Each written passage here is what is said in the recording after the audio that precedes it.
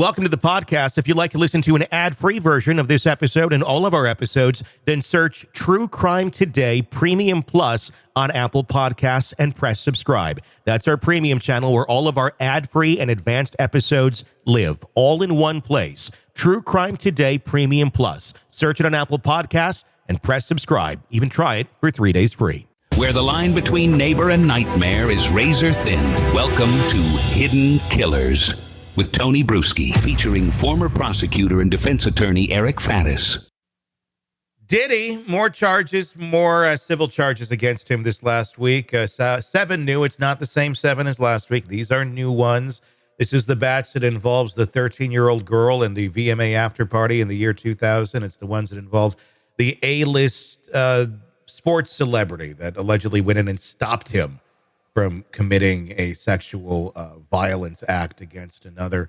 It's that group. We're going to have to name these because I feel like every Monday more are going to drop. Joining me to discuss, Eric Faddis, defense attorney, former prosecutor. Big question still continues to come up with all these. Who are the celebrities? Who are the mystery people in all of this? I want to first talk about, because these are civil cases, and the demand letter that was sent out by Tony Busby to some of the people in these videos. Apparently, if one was seen in there, a demand letter went out. Tell me about that logistically. What is the purpose of the demand letter? What type of people would it go to?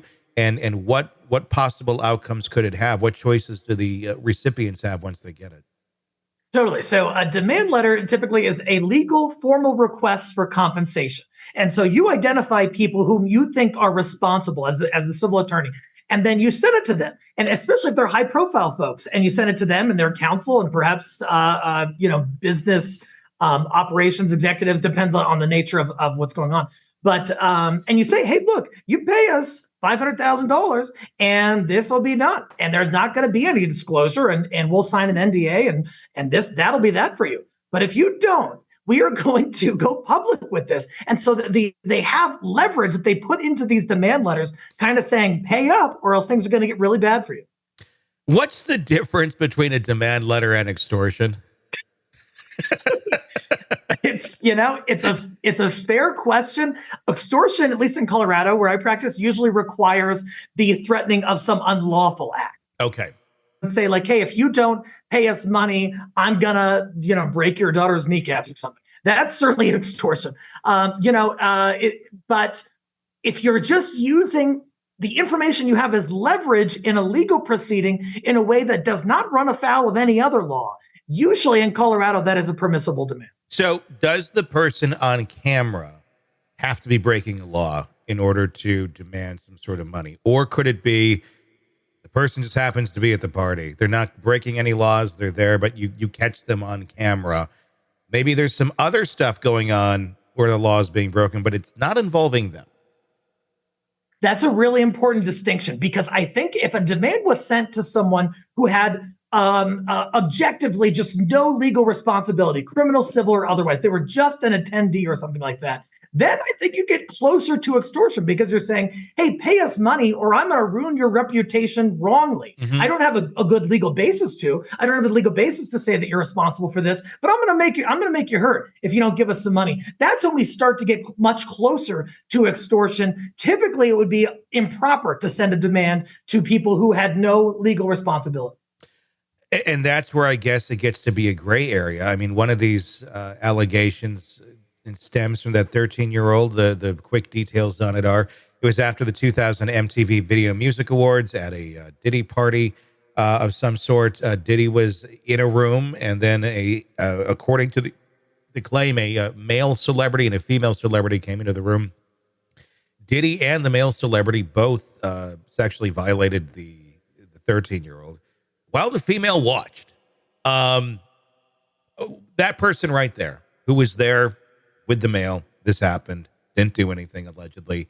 What kind of responsibility does that person face? Could that person be someone who would have received that demand letter? That is like a hypothetical you would receive in law school because there's a ton of gray area there. It's hard to determine.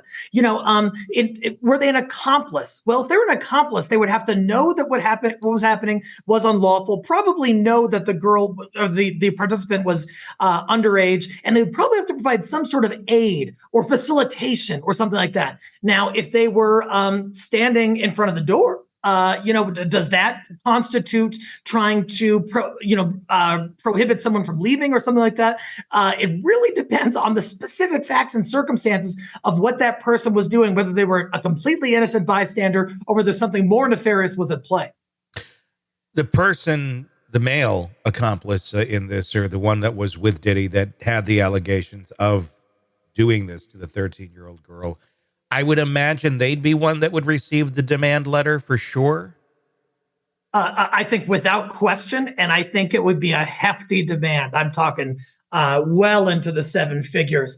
And, for some of these folks, especially if we're talking like someone who was a star in 2000, but things that might have changed, they might not be in a position to pay these demands. And so they might have no choice but to, not pay the demand in full and have their name outed, which we could see in the coming weeks or months. Yeah, I mean, that will be very fascinating if that's what happened. Yeah, I mean, we are talking how many years ago now? 24 years ago. A lot of celebrities that are on the top of their game then are not now and do not have the means to pay something like this. When you have something like this, obviously these demand letters, if you do have the means and you do pay it, it ends up with an NDA. It ends up with the suit not being necessarily filed, right? I mean, the people in this, if this is already filed like this, is there a demand letter already out to that person that they've said screw off to? Or I guess that would be the question. Why hasn't the person been named yet if they didn't comply with the demand letter?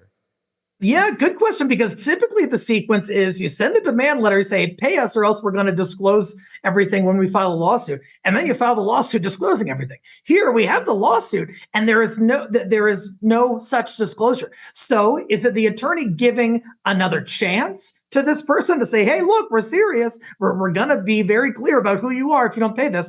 That's possible. Is it possible that the attorney filed the lawsuit, like did it out of sequence, filed the lawsuit first to give additional leverage to be like, hey, time's ticking, man. You can't just like sit on this. We're going to send this demand and you've got like 32 days before you're required to respond by law. So it could be a sort of creative sequencing like that. So would there be like, if, for example, that's where it's sitting right now and the celebrity has not come back with the money, is there like some sort of amendment to the law or the law that's filed, or just another piece of it that's filed that then names the in detail the individual?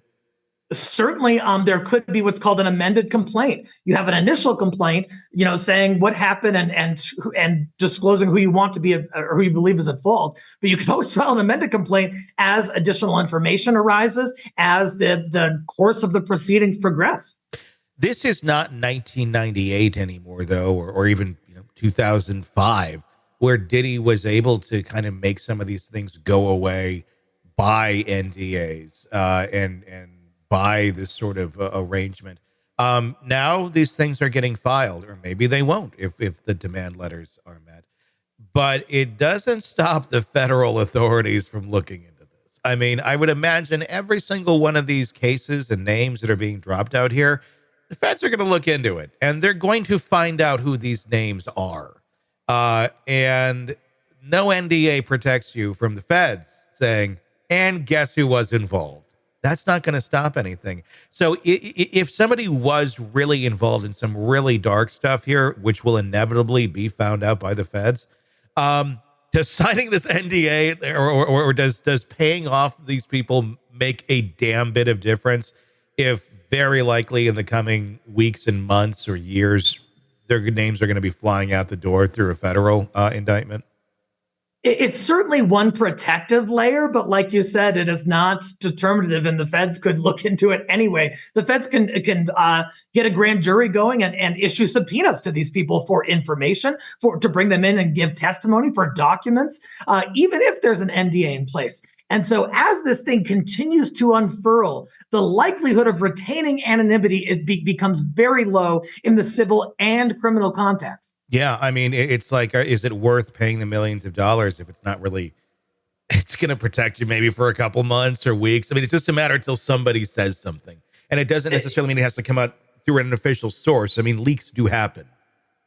Oh, of course. Yeah. And on top of that, there's a chance that if some sort of like ancillary participant were to pay a demand, get an NDA, there's still a chance that Diddy, in his defense of the criminal or civil lawsuits, might need to identify that person, either depose them or call them as a witness at a criminal trial. And so they're not necessarily out of the woods, even if they comply with the demand process.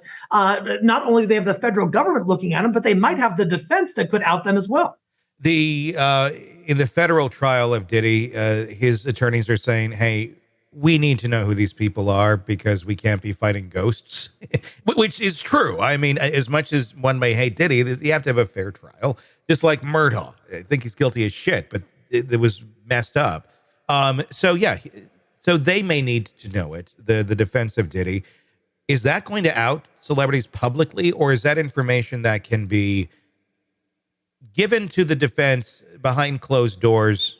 You guys do what you will with it for planning, or is it like once this gate opens, is it pretty much game over for anyone?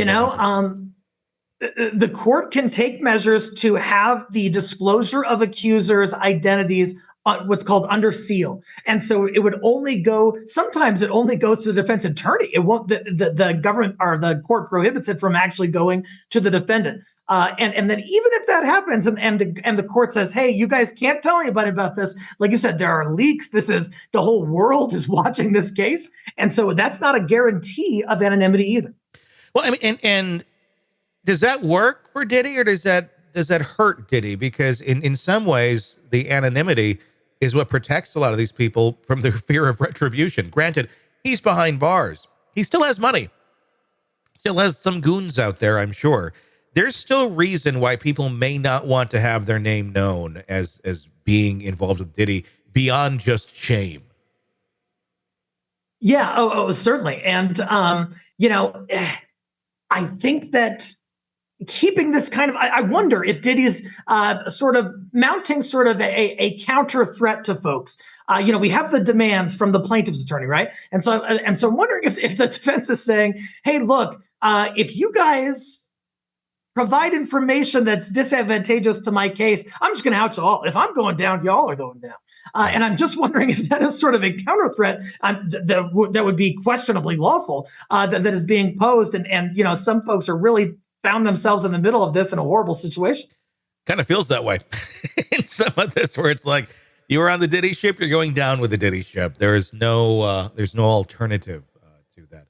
It'll be very fascinating to continue to watch and to see who gets sued next week, because this is turning into far beyond just a movie or a mini series. This is a whole fucking season of episodes. This is a sitcom that lasts 10 years, a sitcom from hell. Stay tuned. Welcome to the podcast. If you'd like to listen to an ad-free version of this episode and all of our episodes, then search True Crime Today Premium Plus on Apple Podcasts and press subscribe. That's our premium channel where all of our ad-free and advanced episodes live, all in one place. True Crime Today Premium Plus. Search it on Apple Podcasts and press subscribe. Even try it for 3 days free. You're in the thick of a true crime saga, every detail sinking in, and then, wham, a commercial about something you couldn't care less about. It's like being served a microwaved dinner at a 5-star restaurant. But it doesn't have to be this way. Go for True Crime Today Premium Plus on Apple Podcasts. With True Crime Today Premium Plus, you get uninterrupted, ad-free episodes, extended interviews that dig even deeper into the muck, and early access so you can brag to your friends. It's like ordering the secret menu at a crime buffet. So, search for True Crime Today Premium Plus on Apple Podcasts, subscribe, and savor every twisted detail without interruption.